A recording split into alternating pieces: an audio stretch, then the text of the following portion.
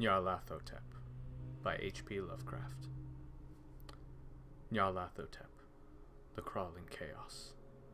I am the last. I will tell the audient void. I do not recall distinctly when it began, but it was months ago. The general tension was horrible. To a season of political and social upheaval was added a strange and brooding apprehension of hideous physical danger, a danger widespread and all-embracing, such a danger as may be imagined only in the most terrible phantasms of the night. I recall that the people went about with pale and worried faces and whispered warnings and prophecies which no one dared consciously repeat or acknowledge to himself that he had heard. A sense of monstrous guilt was upon the land, and out of the abysses between the stars swept chill currents that made men shiver in dark and lonely places. There was a demonic alteration in the sequence of the seasons. The autumn heat lingered fearsomely, and everyone felt that the world, and perhaps the universe, had passed from the control of known gods or forces to that of gods or forces which were unknown. And it was then that Nyarlathotep came out of Egypt. Who he was, none could tell, but he was of the old native blood and looked like a pharaoh. The Fellahin knelt when they saw him, yet could not say why. He said he had risen up out of the blackness of 27 centuries, and that he had heard messages from places not on this planet. Into the lands of civilization came Nyarlathotep, swarthy, slender, and sinister, always buying strange instruments of glass and metal and combining them into instruments yet stranger. He spoke much of the sciences, of electricity and psychology, and gave exhibitions of power which sent his spectators away speechless, yet which swelled his fame to exceeding magnitude. The men advised one another to see Nyarlathotep and shuddered. And where Nyarlathotep went, rest vanished, for the small hours were rent with the screams of nightmares. Never before had the screams of nightmare been such a public problem. Now the wise men almost wished they could forbid sleep in the small hours, that the shrieks of cities might less horribly disturb the pale, pitying moon as it glimmered on green waters gliding under bridges and old steeples crumbling against a sickly sky. I remember when Nyarlathotep came to my city, the great, the old, the terrible city of unnumbered crimes. My friend had told me of him and of the impelling fascinations and allurement of his revelations, and I burned with eagerness to explore his uttermost mysteries.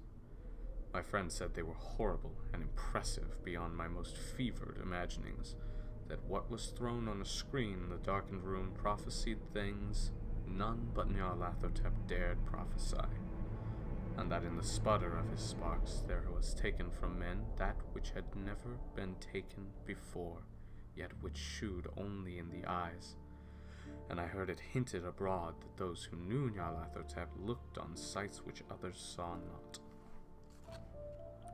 It was in the hot autumn that I went through the night with the restless crowds to see Nyarlathotep, through the stifling night and up the endless stairs into the choking room, and shadowed on a screen I saw hooded forms amidst ruins, and yellow, evil faces peering from behind fallen monuments, and I saw the world battling against blackness, against the waves of destruction from ultimate space, whirling, churning, struggling around the dimming, cooling sun. Then the sparks played amazingly around the heads of the spectators, and hair stood up on end, while shadows more grotesque than I can tell came out and squatted on the heads. And then I, who was colder and more scientific than the rest, mumbled a trembling protest about imposture and static electricity. Nyarlathotep drove us all out, down the dizzy stairs into the damp, hot, deserted midnight streets. I screamed aloud that I was not afraid, that I never could be afraid, and others screamed with me for solace. We swear to one another that the city was exactly the same, and still alive. And when the electric lights began to fade, we cursed the company over and over again, and laughed at the queer faces we made. I believe we felt something, coming down from the greenish moon, for when we began to depend on its light we drifted into curious involuntary formations, and seemed to know our destination, though we dared not think of them. Once we looked at the pavement and found the blocks loose and displaced by grass, with scarce a line of rusted metal to shew where the tramways had run. And again we saw a tramcar alone, windowless, dilapidated, and almost on its side. When we gazed around the horizon, we could not find the third tower by the river, and noticed that the silhouette of the second tower was ragged at the top. Then we split up into narrow columns, each of which seemed to draw in a different direction, one disappearing in a narrow alley to the left, leaving only the echo of a shocking moan. Another filled down a weed-choked subway entrance, howling with a laughter that was mad. My own column was sucked towards the open country, and presently felt a chill which was not of the hot autumn. For as we stalked out of the dark moor, we beheld around us the hellish moon glitter of evil snows. Trackless, inexplicable snows swept asunder in one direction only, where lay a gulf all the blacker for its glittering walls. The column seemed very thin indeed as it plodded dreamily into the gulf.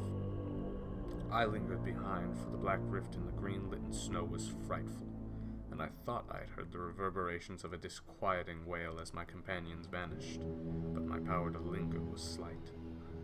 As if beckoned by those who had gone before, I half floated between the titanic snowdrifts, quivering and afraid, into the sightless vortex of the unimaginable.